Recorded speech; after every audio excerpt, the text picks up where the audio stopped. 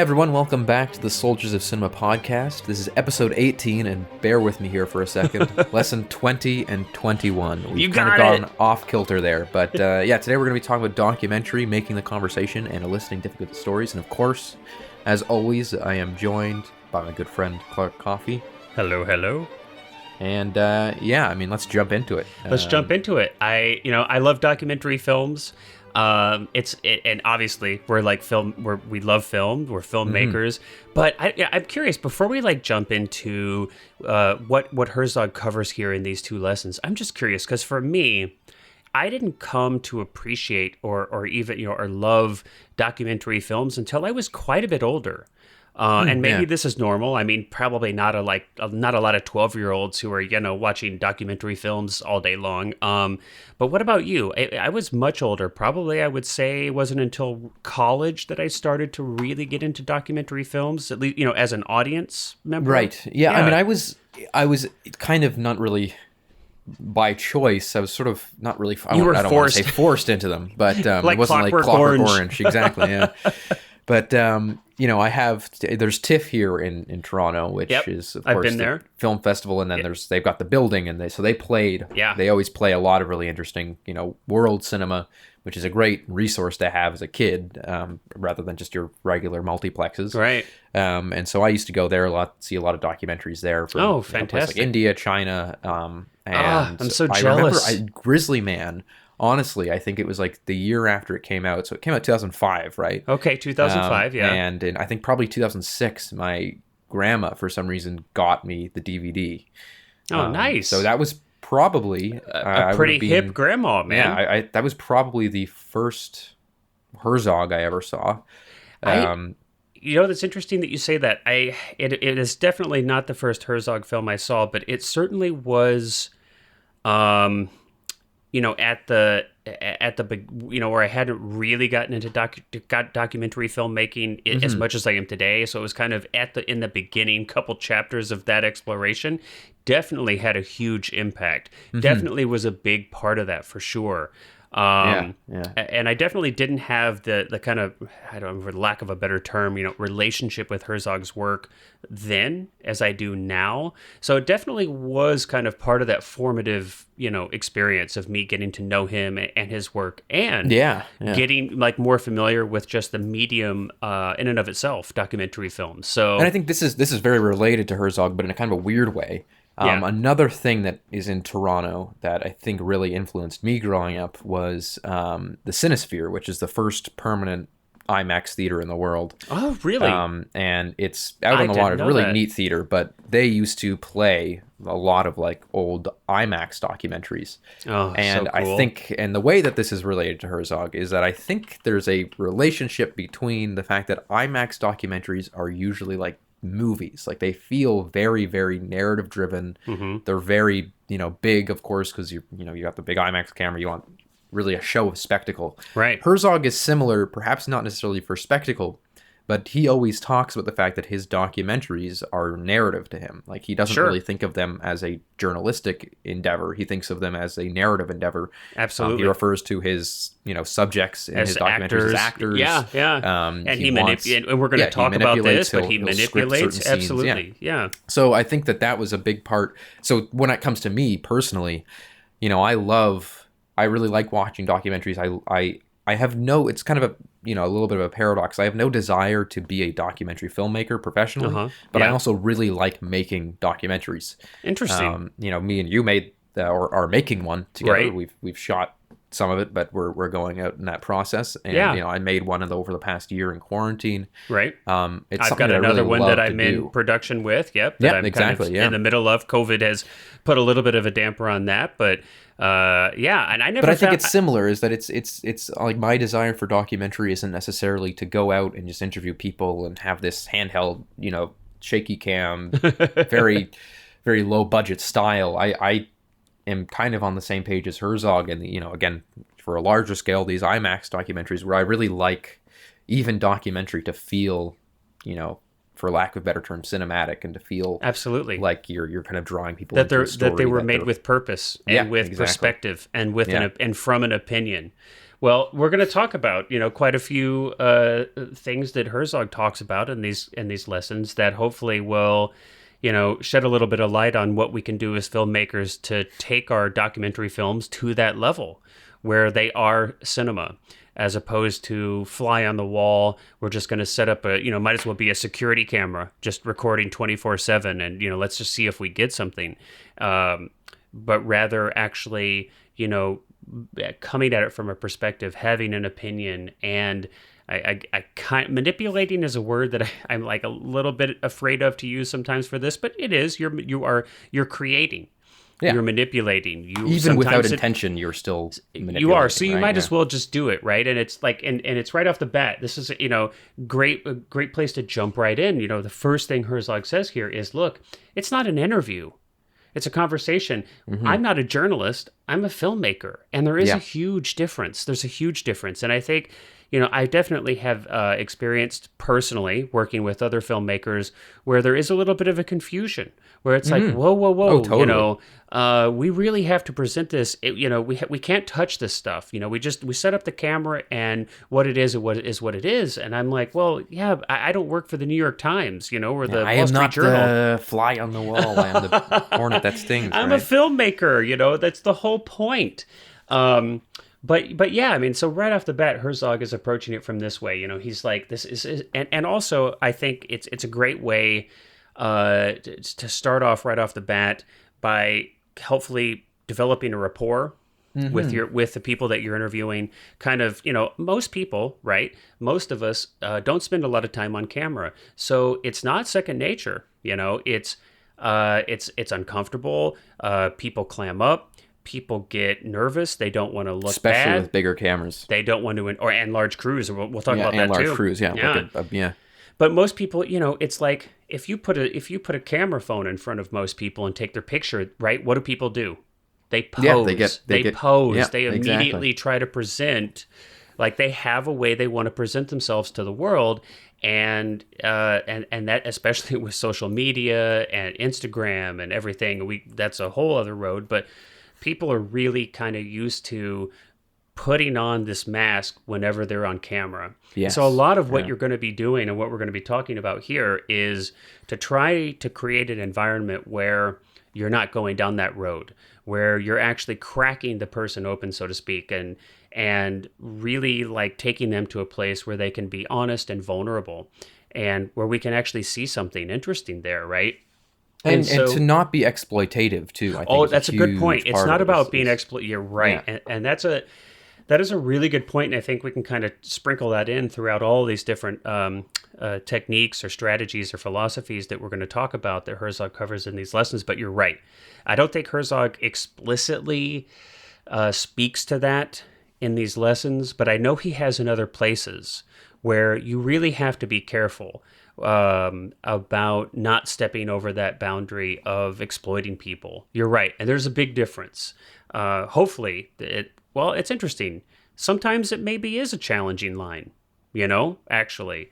And maybe we can talk about that as we kind of go through this, but sometimes it is actually, I was going to say right off the, it's like there are some obvious examples of where you're stepping into exploitation, but sometimes that line is a bit gray. Sometimes it's challenging. I've actually had that experience myself. But so anyway, I was saying that that if you present it as a conversation and that's the way you approach it, I think right off the bat, you're setting the stage for a better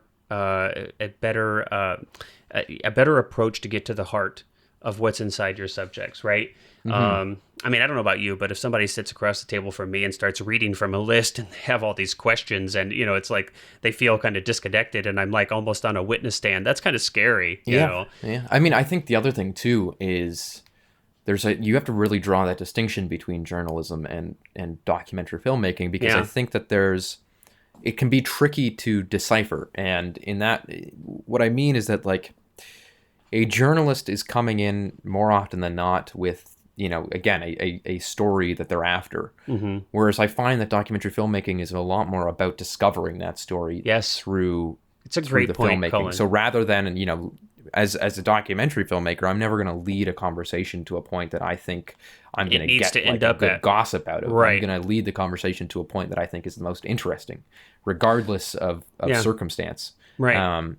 I think that drawing that distinction is really important. So letting the person kind of take the lead that you're interviewing, and letting them lead you to your conclusion rather than a great point. Bringing a conclusion into it. And I think that's a good point. That's a good reason why you might not bring, a plan or a very specific plan to that conversation. No list of questions, no pre-interviews, no like agenda where you're gonna expose something out and but really rather to approach it from a much more foundational kind of just curiosity in the human condition, curiosity in this person and their experience. And you're right, let them kind of show you where this conversation is going to go, as opposed to really pre-planning everything.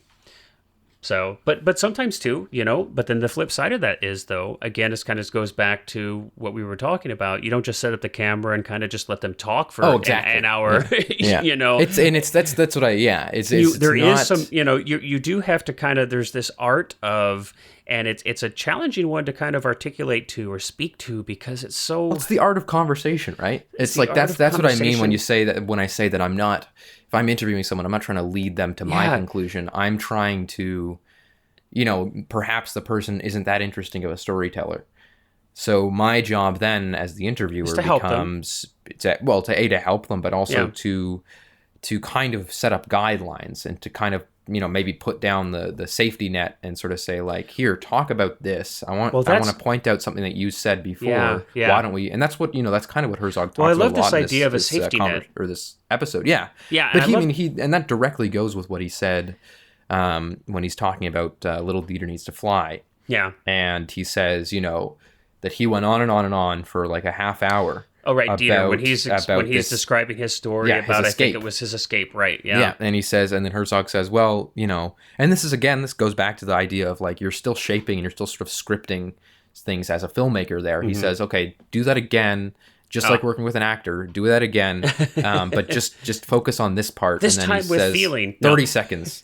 Yeah. And then he goes, okay, I don't care about what the tree that you had under looked like, blah, blah, blah. I want to hear... like this, elicit me the raw emotion of what it was like to escape and what you felt and what you remember. And so again, it is very much like working with an actor, and that's something that you just wouldn't really get in journalism or live TV like that. Right. It would be very, very different. Well, you're right, and it's so interesting. And if you listen to these or watch these lessons, you'll kind of catch him referring to a subject as actors, and I actually really love that idea. But there's so many things to kind of unpack here. I mean, you talked about safety net, and I think first and foremost, right, it's you're creating a conducive environment for the person that you're having this conversation with to open themselves up, to be vulnerable, right? So that's kind of that first part. Then you're working with them to kind of you're kind of looking for these little kernels, right? Looking for these interesting stories, looking for these kind of avenues or alleyways into their heart. And when you find one, then it's about helping them walk down that path to the real, like, good stuff there, treasure in the cave. Because people often don't know how to express themselves. Well, for sure. I have troubles all the time doing that. Just listen to me on this podcast. No, but I mean, that's what I mean is that, like, and sometimes I also have trouble with that, but I find that I'm much better getting it out of somebody else than I am about getting it out myself. So I think that's kind of the thing. You kind of because you have a bird's eye view, right? Yeah, sometimes you do have to pry. Sometimes you have to pry, and it's and again, this is like, right. This is a lot of this is such a delicate art. It's prying versus guiding. Knowing where that line is, right? We talked about being exploitive versus not. It's, a lot of times there's going to be some gray areas, and sometimes I think there are times where you may see a little, like, glimmer off in the corner, and you try to help get this person that's in front of the camera to tell their story in more detail or from a different way. And sometimes, depending on what you're talking about, it could be too traumatic. It could be, so you have to use good judgment and be empathetic with your subjects always. At least for me, let's talk about this. I mean, maybe you've got a slightly different opinion, or maybe you're here with me on this, but I think, yes, your film is important, but never to the detriment of this person in front of the camera, to their well-being, or even to their privacy. If they don't want to talk about it, if it's not something that they're comfortable talking about, and you can't get them to a place of comfort with like reasonable, appropriate, respectful means, then it just doesn't fly for me. Yeah. For me, well, because you're gonna make the worst thing to do is make your subject uncomfortable, because then you're just gonna have them clam up on you. Well, sure. And then, I mean, I'm not saying that, of course, the be all end all is at the end of the day their mental health. So I think that coming from a point of saying that the worst thing we can lose is we don't get what we need out of them. I think there are more important matters there, but and there are other avenues. There's always other options. Yeah, is like pushing. I've never found that pushing somebody to answer a question is going to get you anywhere. It's just, again, it's going to get them to seize up and not want to continue talking to you, frankly. And I mean, the things that I found, and because I've done more of this, probably, honestly, at this point in my career, I've done more of this than I have any other aspect of filmmaking, whether it was as a gun for hire, as a videographer, working, doing interviews with people on corporate side of things, to even my own documentary films, of which I've been involved in a couple now that had a large amount of interviews, and sometimes on, really like sensitive, emotionally charged topics for the people that were in the film. And it's, some of the things that I found is, like just from the beginning, like, right, just when you walk into making a film and you know that you're going to be talking to people and asking them sensitive questions, is to approach it from a place of total empathy and curiosity. And those things should take you in, obviously, to a place where you are very interested and you are compassionate, right? And so you're sitting next to because obviously, right, you're next to the camera, they're in a conversation with you, the camera's right next to your head.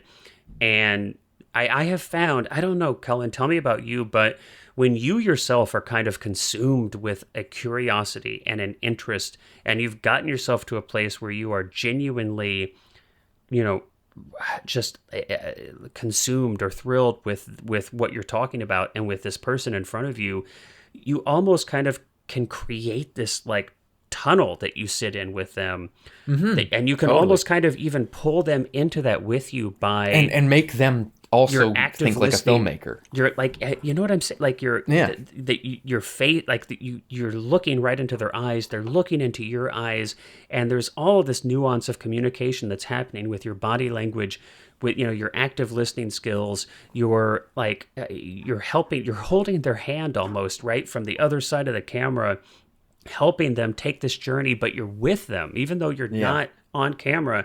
I mean, at least that's how it feels for me. Like and as a matter of fact, I remember the first few times I did some pretty intense interviews, I was shocked at how exhausting they were. I was actually really surprised by how like spent I was at the end of shooting. I like, for real. I was like, I mean, it's like it's in a way it's a less aggressive interrogation. I mean, that's the thing. Well, I mean, it takes a lot of brain power.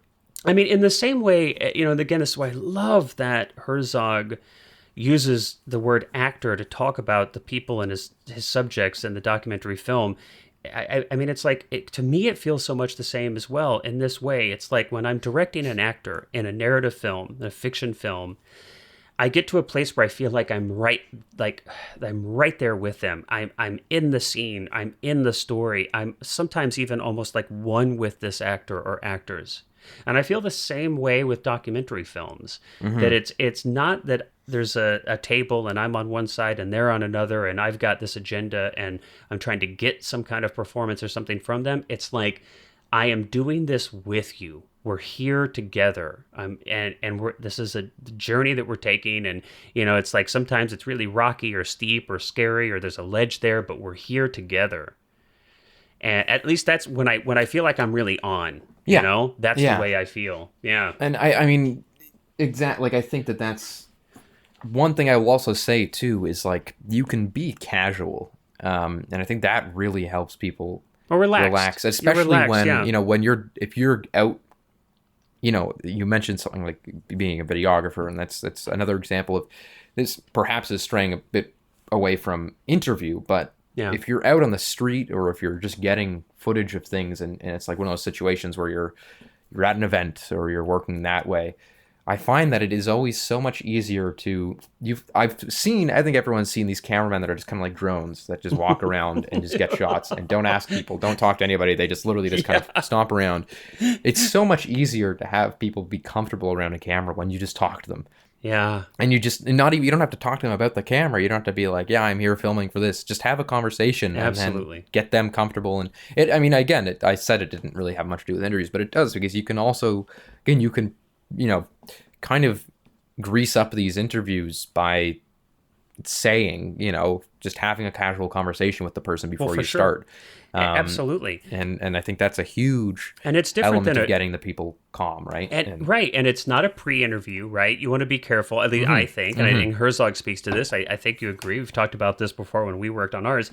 You don't want to go into what you're going to be talking about. You don't want to try to pre-interview or start to kind of, ask the same questions you're going to, or, try to kind of get into the conversation, get into the topic of what you actually want on camera. You're just just getting to know each other. It's just building rapport, right? And I think that's absolutely a good thing to do. Well, I mean, I think that's a really good point about not and we're very careful with this as well when we do this podcast. We don't even do that for this. Have the conversation before. And there have been times when, before we record, we've been getting into things and we sort of stopped ourselves and go, okay, let's start now because let's save it. We're just talking about, we're making really good points that aren't being recorded. So I think that's a really good point, is that you can, you don't want to. It's foreplay. And Herzog specifically says, I don't cheesy, want. He's like, I don't want it to sound like you've said it before. Yeah. And again, there's a difference between that and interviewing somebody and saying, let's take it again.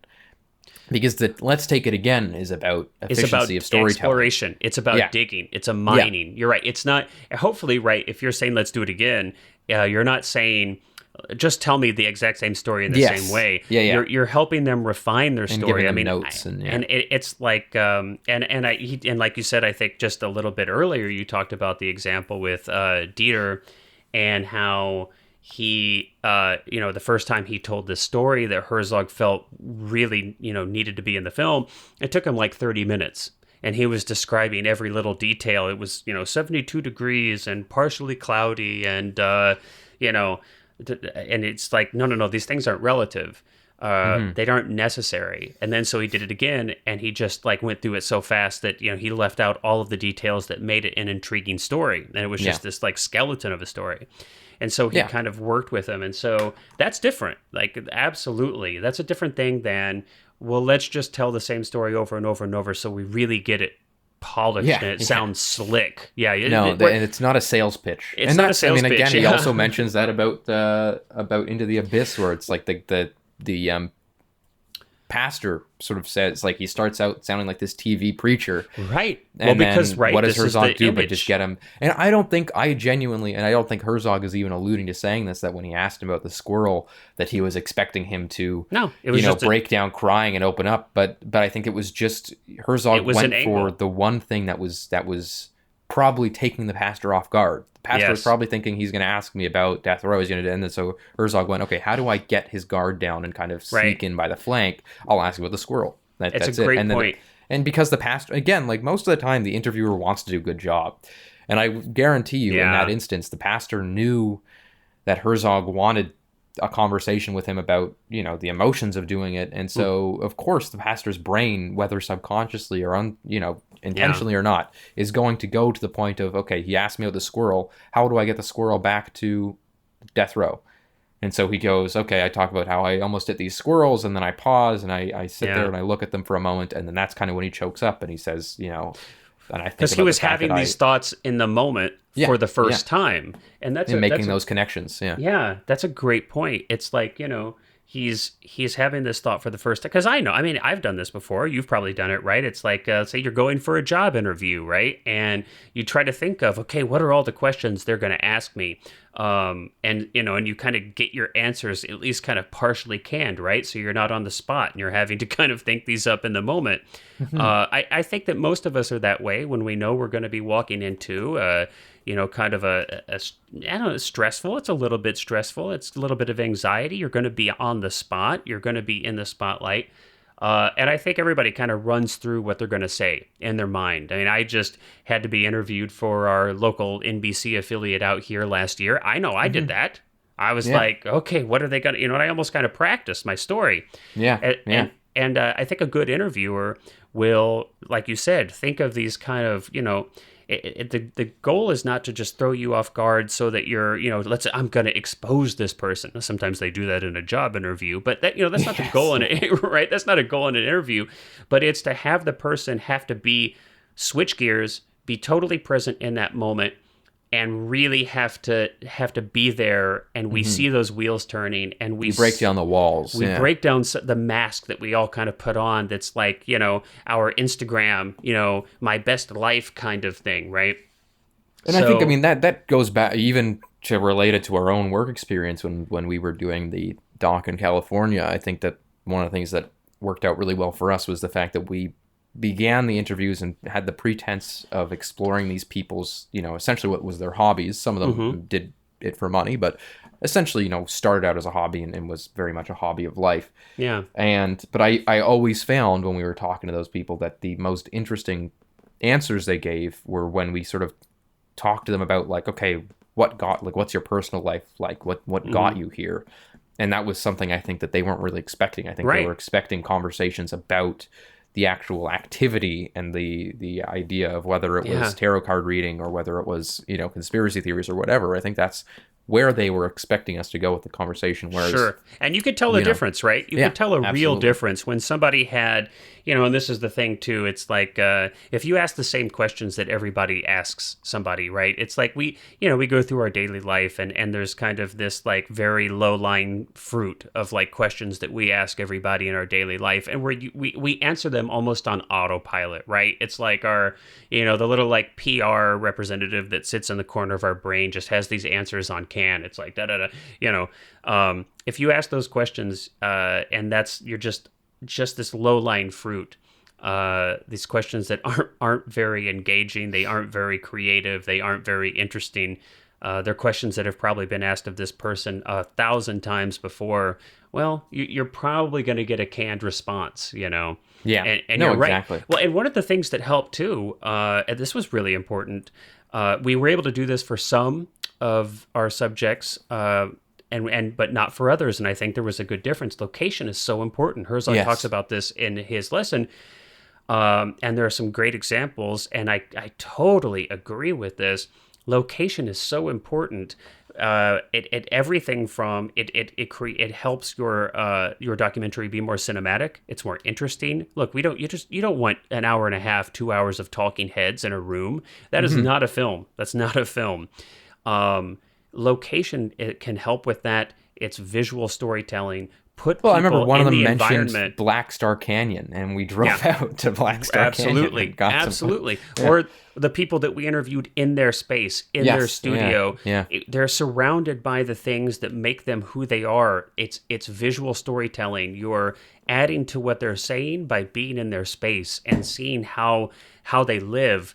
In a different documentary film that I was working on, one of the subjects she was filming a documentary about her father, who was unfortunately in the process of dying, and it was pretty intense. And one of the things that she did to try to cope with this was that she had a horse that she would go into stables and she would, brush this horse and clean this horse and we went with her to do this. And it was amazing how it opened her up right when she was in this.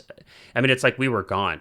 This was her place. This was where she felt comfortable, and it was such an extension of her, and we got to see that. There's no way we could have gotten that had we just had her in a chair in a room. A room. There's just no way. Yeah. So location is so key, and I think so many different ways, and it's a great way to a film is moving pictures. Talking heads do not a film make, right? At least in my opinion. I mean, I just did a documentary that has no talking heads. It's literally even better images and people and and my voice is the narrator. But I mean, that's the thing. Is it? Now wait, did you do the Herzog voice, actually, or were you just funny enough, I had trouble doing the narration until I kept feeling like I was doing it too fast, or I just didn't have the right kind of timbre. Yeah. And then I did one read through of the whole thing with my Herzog impression, and then just took away the accent.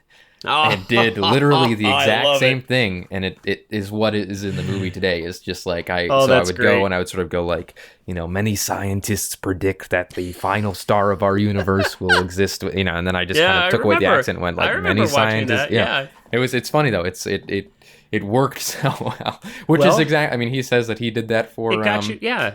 What do you call it? Well, there was one where I forget exactly, but there was Encounters at the End of the World, and he says that he did it from the Unsolved Mysteries. Unsolved Mysteries, that's what it was. Unsolved Mysteries. Yes. That's great. Well, look, it sometimes helps to, get you out of your head, kind of, remove this self-consciousness kind of thing, and kind of do that. Try it in a different voice. It's often something that actors use. Yeah. And it can be difficult. I mean, I've only ever done that in my own space alone, where I'm doing all the sound mixing myself. I have no idea I've done narration for things where other people have been there, but nothing that I've been in charge of. But I mean, I think it's funny that I can't imagine. I always laugh about, this is a bit of a tangent, but I always laugh about thinking about like people doing VO or ADR or, especially like video game voice actors having to be in a studio doing, okay, make the sound now when you do a swing of the sword, and they're like, it's like I just can't imagine the awkward feeling in the air of just having somebody in a booth behind you going, all right, try it again. I know. I mean, well, hey, just to give those guys some props, those men and women who are voice actors, it is.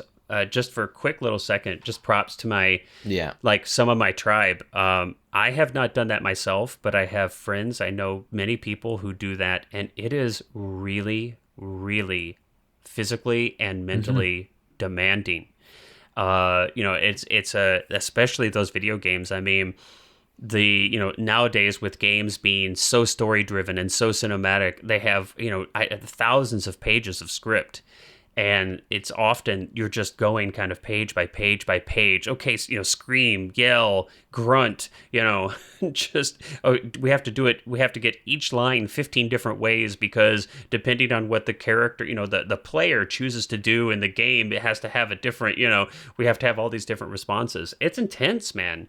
Yeah, totally. And that mocap stuff, it is. Oh, geez. Yeah, that is no joke. So not to get too far down another path, but huge props to my actor peeps out there who are doing motion capture and voice work and whatever medium you're doing. I mean, it is relatively awesome related stuff. though, because I think that getting people, exactly what we're talking about, which is getting comfortable with doing that in a VO booth or something, and the awkwardness of that, it's very similar that would be a similar experience for somebody sitting down in front of a camera for the first time and having to, tell out their life story.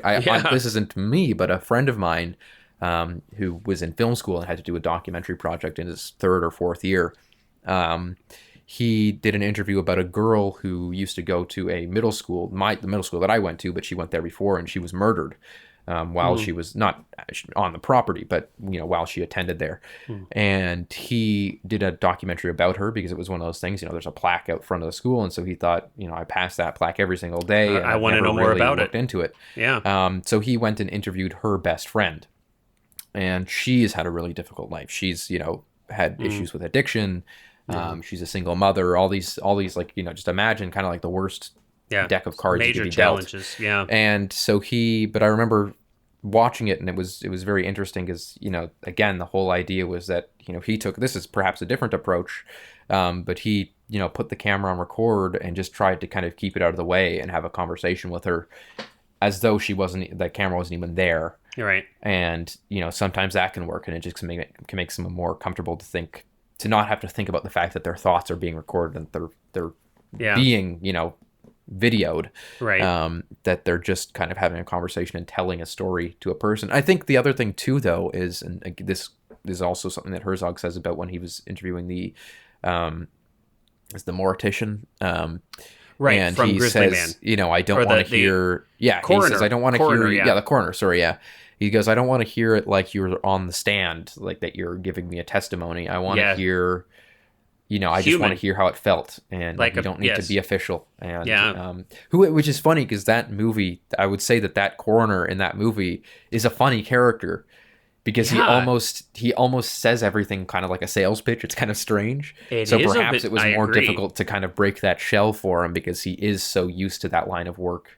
And not only that line of work, but having to talk about it. I mean, of course, your job as a coroner isn't only to examine dead bodies, but to give reports on those dead bodies. Well, I was going to say, I mean, it could be, chicken or the egg. It could be that's his personality, and that's part of why he chose that career. I mean, it could just be. But that's what I mean in that it can be, it can be very difficult to break people out of that. And I think Herzog did, I've never seen the footage. Of course, I don't think anybody has before he said that. I'd love before to. He said, that would be so break interesting. out of that shell. So I don't know what the change was, but you can tell, sometimes you'll be dealing with somebody and interviewing somebody who just has a certain, way of speaking that may not fit exactly what you want. But again, just like working with actors in a movie, you just kind of have to roll with it and make the best out of what you're given, because you can't obviously recast an interview subject. So right. Well, I can, it's interesting. So, kind of, we're going down a lot of different kind of tangents here. I think they're all really related at the same, the other side of this coin. So I just was complimentary for actors.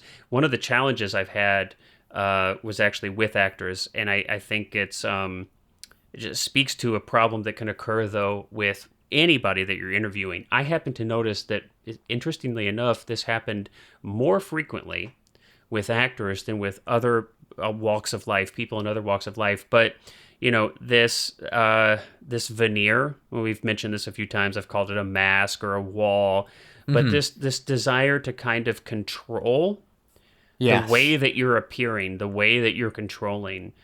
You're trying to control the experience, basically, in a nutshell, as the subject. Instead of allowing the experience to just occur to you. And it's funny, this is just an interesting irony, but of course, an actor's job is not to control their performance, but to allow the event, the circumstances, the script to occur to you, right? But it's so strange is that in my experience, and I've interviewed a lot of people and I've interviewed a lot of actors seem to have, more often than average, a more difficult time letting go and not trying to control an interview. Well, that makes sense. It's an interesting little piece of trivia. Yeah. But, and one of the things that we've talked about a handful of things: being curious, being empathetic, using your location, small crews, trying to make the gear and the camera non-obtrusive. Another thing I think is so huge, just from a philosophical perspective, is to not sit in judgment of your subject. Yeah. It's so vital. And I think, so much of what we've spoken to is a challenge that we're trying to break down when you've got a person sitting across the table, next to you and they're on camera, is the fear of judgment. Yeah. And we all experience this all the time. I think it's one of the most profound challenges that we all face as humans. It's such an integral part of our experience, that the fear of being rejected, the fear of being critiqued, the fear of being wrong, the fear of being embarrassed. These all come from the same place. And everything you can do to bring yourself genuinely, because you cannot fake this. You can't fake it. People are too attuned to this. Mm-hmm. If you can really bring yourself it'll really stand out. If you really bring yourself to a place of acceptance. Now, it doesn't mean that and Herzog talks about this. It's, when he was Into the Abyss and he's interviewing this murderer, he's not saying, look, I think you're innocent, or I think that it's good that you did this. He's not condoning this obviously horrific behavior, but he's like, but you're still a human being. and I still see you as a human being. And I know that you're not just some demon. You're not all bad. I know you're a human being, and I'm a human being. And so I think when we can bring ourselves to a place where we're not sitting in judgment of our subjects, even if we think their ideas are kooky or ridiculous or whatever, or violent or whatever. And look, we've interviewed some people, Colin, where I did, my initial knee-jerk reaction was to think that. Yeah. But when you sit down in that chair, you have whatever it is you've got to do it. You can't come from a place of judgment or you're going to shut down. Again, because we're not journalists, right? You're not sitting there like, trying to pick somebody apart to get to some kind of, it's not what we're doing as filmmakers. Yeah. Now, other people may disagree, and I have definitely seen films where interviewers pick the hell out of their subject, but... I have friends who consider documentary to be an extension more of news than film. And I disagree with that, but I know there are people who do look at it that way. I want to go back to what I described earlier, and it's related to what you were just saying, where I kind of jokingly mentioned the idea that it's like a less aggressive interrogation. Yeah. And I want to specify too that what I mean, if you want a really great masterclass on interviewing somebody, I can't remember what the YouTube channel is called, but there's this YouTube channel that literally just puts up interrogations from very famous, the recordings of interrogations from very famous murders, killers, you mean all like that. actual real law enforcement, the real interrogation footage. Okay. And there's one that I want to specify that is it was a case up here where a military general had murdered a woman. He had raped like dozens of women and was never caught, and then went on to murder one, and that's how he was caught. But the most amazing thing is that you can watch the entire interrogation. He was not under arrest. He was brought in for questioning under the guise of removing him as a suspect. And if you watch the interview of his interrogation, and it's just one cop in there with him, just talking to him.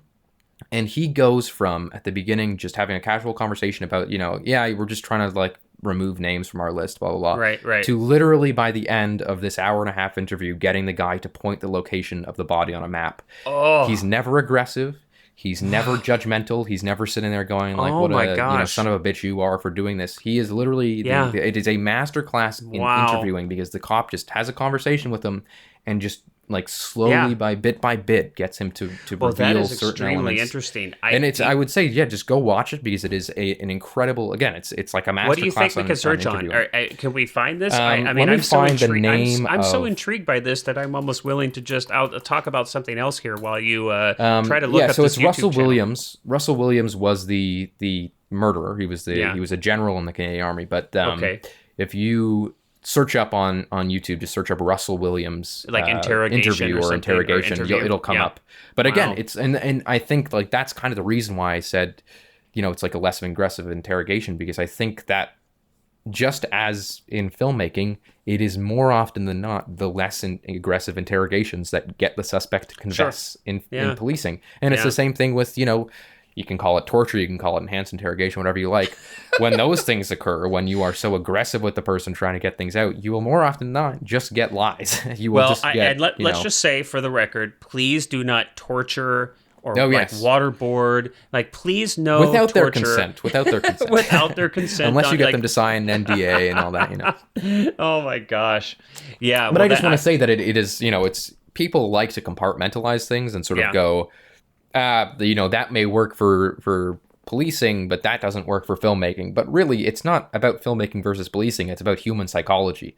Yeah, and it's about being able to break down people's guards. And I'm interested. And obviously, it's like as we always approach these podcasts, as every time we step to the mic and we talk about filmmaking for a while, this is always just our opinions, and we're always in the process of learning ourselves, and that's exactly what this podcast is about. It's this is an extension of our learning process doing this. So I never speak from a place of like, well, I know, categorically that A works and B doesn't, or this or that. I would be so interested to kind of learn a little bit more about, what the differences might be. It's like you use this interrogation as an example. I would be curious to know, we can just use this as a thought experiment. I'm assuming that interrogator thought that this person was the murderer, and although they didn't let the suspect know that was, they had an intention. They walked in with a very, very, very specific intention, which was, I'm going to take this person and walk them through this hour and a half long, interaction, and at the end of it, I'm getting a confession. That's my goal. They went into it with the goal, I'm getting this confession, and so very specific. And I, as opposed to approaching somebody even with the same external tactics, but approaching a subject not with this like very specific, very defined end goal, but a much more open-ended goal.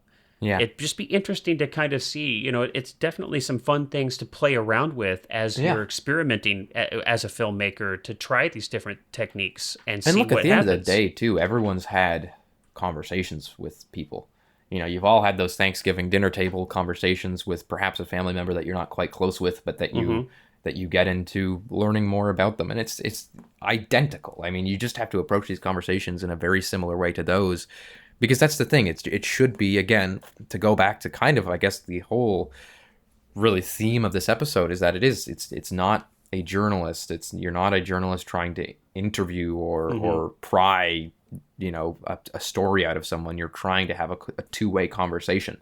Yeah. And of course you want, you don't want to be, as the person who is, asking the questions, to be talking more than the person who is answering them. Well, but, there is a balance you can strike where I've found that more often than not, the most successful interviews that I have, or the most successful conversations I have with the people in documentaries that either I'm doing or that I'm just being there for support or something, are conversations where, I do spend a good chunk of time talking. Yeah. Like I am quite, you're an active part of that. Yeah, you're an active part of that. Well, I have too.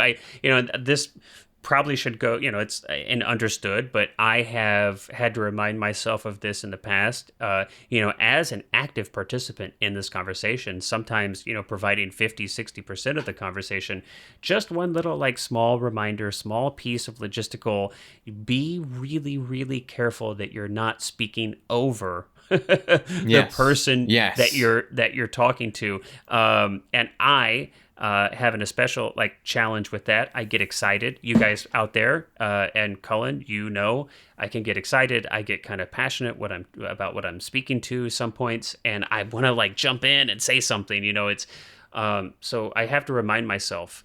Don't cut in, don't cut off. And another thing I've learned that's worked well for me, Cullen, I don't know if you've done much of this or not, but often too, what I will do is just allow dead air. Yeah. There's I think all of us kind of have this instinct sort of to kind of fill awkward space with words. So, let's say you've asked a question, or, you're kind of having a back and forth, and your subject, it seems that they're done speaking, right? They've told their story, or they seem to be at the end of a thought. Well, your inclination is immediately, okay, I don't want that awkward space. I mean, this is not a conscious thought. I've got to fill it in. It happens so subconsciously that it's just an instantaneous desire to speak, right? You just go right into asking the next question. I mean, some of the most interesting things that I've captured on camera occurred when I refrained from doing that and just sat there and stared at them. Yeah. And what's really interesting about what you're saying too is, again, that also is a technique in police interrogation, which is to let the person sit, and because then if you don't have to talk, they are going to want to fill in that space. They feel that need to fill the space. And they're going to start going off of adrenaline of going, I don't want it to be awkward, so I'm just going to start saying things. I'm just going to start filling in that space. And it can be super, super helpful. And perhaps maybe this is just because I went to, I did criminology in university. That's what I went for. But there's this super, legitimate point of let that person spill the beans themselves. Yeah. The point that you want to get to is that where they are self-sustaining, where you no longer have to ask questions, where they can discuss, and and that's lightning in a bottle. That's not going to happen with every subject. It's not going to happen with every every interview you ever do. But I think that when it does happen, it can be great when you can just get, but you can also have times where people will intentionally, as you said, steer the conversation into a point that is beneficial for them, and very much actively try to use this idea. I mean, you think about the Frost-Nixon interview, which is a journalist, of course, going after, and I mean the interview, not the Ron Howard movie. Right. If you watch that, it's very clear that Nixon then was trying to steer the conversation and was very much a master of steering conversations. Yeah. And so you have to be careful of that too. You can't, of course, you have to maintain a power balance. But there's a point where you can almost catch the person off guard and get them to just basically spill all.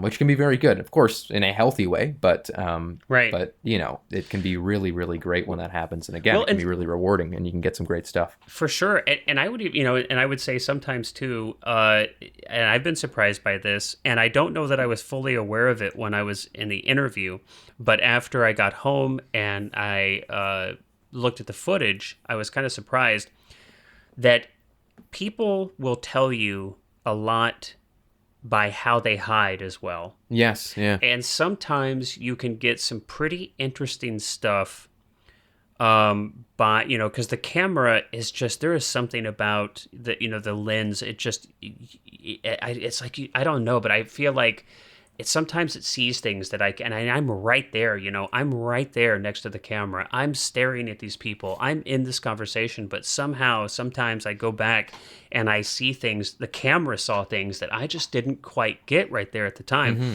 But I've had some really interesting stuff come out with how a person, where you can, and of course this is sometimes, the way editing can help with this and everything, but the person reveals so much by like what they hide and what they cover up, or where they're afraid to go, where they won't go. So sometimes there's that too. Sometimes that can be just as helpful as some kind of open confession, so to speak. Sometimes where a person is completely guarded and boarded up, showing that could potentially be an integral part of your story, depending on the story that you're trying to tell, right? And perhaps just before we wrap up, too, I just, and maybe I should have said this at the beginning because it is kind of a pre-interview thing, but I've always found a really great way to get people relaxed in a setting where perhaps they're camera shy. A nice whiskey. And that. I'm just kidding. I'm totally kidding. Hey, everybody out there, make sure you don't let them know it's whiskey. You hand them a water bottle and say it's water. Sure. But especially with bigger cameras and bigger crews and stuff like that, what I've always found helps is setting everything up. Yeah. And just taking like 15 minutes and just chatting with the person while everything is set up with them in the chair, not being in the chair myself. Kind of, going and sitting beside them if there's a couch and kind of having a conversation and pretending. And Herzog says that he does this in his narrative. He doesn't really mention it in his documentary thing, but, again, almost buying time for them to calm down and pretending that there's more to do. So telling, a crew member, okay, actually, we've just got to fix that light over there or something. And then you sit there and you go, okay, we'll be ready in about 15 minutes, but, let's just have a conversation. Let's just chat. It can really relax because that way they're already talking to you in a setting where everything is set up, where the lights are on, where the camera's sitting there, but they don't feel like they're being interviewed yet. So they are used to, they're talking and they're getting used to all that setup. And then when it begins, then you go and you take the seat beside the camera and you say, okay, now you know what it's like to talk in front of the camera. Of course, you don't actually say that to them, but my thought at the back of my head is they've now gotten used to talking with this setup. Yeah. Now they can. And it always, every time I've done it, it's worked really well to make them just really, really fall into that place of being comfortable with, camera and lights on them and stuff like Absolutely. that. Absolutely. Yeah, it can be really valuable. And, we haven't talked a ton about this too, and we're right, we're just about at the end here, but I think this is worth mentioning. Herzog mentions this actually in the second lesson that we're covering in 21 today about, we've talked a lot about the emotions of the subject, but we've not really talked about, as a filmmaker, what to do with your emotions. And I think this is really important, and Herzog does speak to it. He talks about managing his emotions. He's talked about where, he's been filming something, and it's been, sometimes it really becomes a challenge to maintain a level of professionalism, a certain level of objectivity, even though what you're doing, this moment that you're sitting in is so profoundly emotional. And I think it's important to mention that, the goal is not to be cold to your subjects. I mean, not at all, not at all. I think it is your goal as a filmmaker to empathize deeply with your subject, but you're not, you're still a filmmaker, right? You haven't taken off your filmmaker hat and put on a friend or, confidant hat. And now, or especially, and this you got to be careful about, you haven't put on a therapist hat. Yes. Yeah. You're not a friend. You're not a confidant. You're not a therapist. You're definitely not a therapist. You're a filmmaker. And it's, as with all things with art, there is no concrete in writing specific line. We all have to find this for ourselves, and it's always situation specific, but you do need to be cognizant of that. Sometimes you're going to, hopefully you're there and you're being pulled in emotionally, but you've always got to have that part of you that I'm a filmmaker, I'm a professional, and I'm here to make a film. So that was important to speak to. I don't know if you've ever had an experience. I mean, he does say in the thing too, he mentions that a surgeon shouldn't do surgery on their child kind of thing. Right. It's not only should they not, but they can't. At least here in this country, there are definite laws around those kinds of things, and for good reason. So, and that's a good point. Is kind of not necessarily building a wall, but making sure that you have infrastructure in your brain so that you don't fall into a trap of just losing that professionalism and losing that angle to what you're here to do. The objectivity is important. Yeah. And sometimes but it doesn't, they're not mutually exclusive. Being empathetic, being present with somebody, but also maintaining a healthy objectivity, those aren't mutually exclusive things. They can be done. And it's something that, you can practice, and each one of us has to kind of find our way through it, just as with, almost everything, which this is the cool thing about filmmaking and art in general, right? Is that it's, we all have to kind of find our own ways, even though there are some guidelines and some signposts and some advice and suggestions and examples from other people like Herzog himself. Ultimately, it's a path we all must find and travel on our own. So speaking of that, the next stop on our path. Ooh, did you like that segue? Wasn't that amazing, Colin? I'm so good at this. Let's see. So our next lesson, what are we going to cover next week? It looks like next week we're going to be on to lesson 22. So I can't believe it. We're like 3 or 4 lessons away from covering wrapping the entire Herzog Masterclass in its entirety, which I'm so excited about, because that means we get to jump to something new. Yeah, and that something new is going to be children's entertainment. We're going to be talking all about Barney the dinosaur, and that's what our podcast is changing. All right, and we just saw all of the subscribers drop off the face of the earth. No, but we are going to continue. We aren't going to end the podcast when we're done with, I think there are 26 lessons if you count the postscript. We're not going to end there. We are going to continue. We've got some cool things waiting in the wings, and we can talk about that as we get closer. But we're definitely going to continue, and there's some exciting stuff coming up. But so lesson 22 is an extension of, I think, all the, the things that we've talked about here. It's still documentary filmmaking. It's called Dealing with Human Beings. And I think in this one, we're going to talk a little bit more about, it's respecting ethical boundaries and how to get to the heart of persons. So it's very much an extension of this one. But that's going to be next week. So until then, everybody, as always, thanks for listening. Colin, thanks so much for hanging out and having a super groovy conversation with me. We'll see you guys all next time. Yeah, see you guys.